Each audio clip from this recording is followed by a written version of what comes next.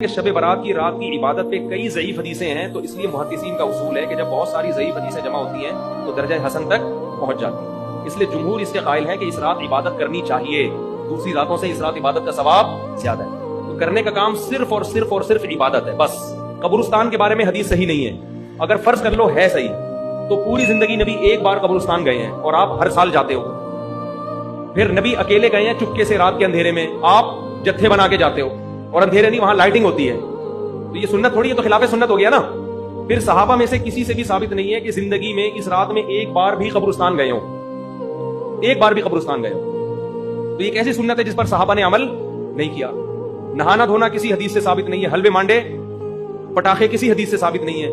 قرآن میں صاف طور پر ہے انا انزلناہ فی لیلۃ القدر، ہم نے قرآن نازل کیا ہے کس میں؟ لیلۃ القدر میں، رمضان کی آخری عشرے میں۔ فیہا یفرق کل امر حکیم، سارے تقدیر کے سال بھر کے فیصلے اس شب قدر میں ہوتے ہیں۔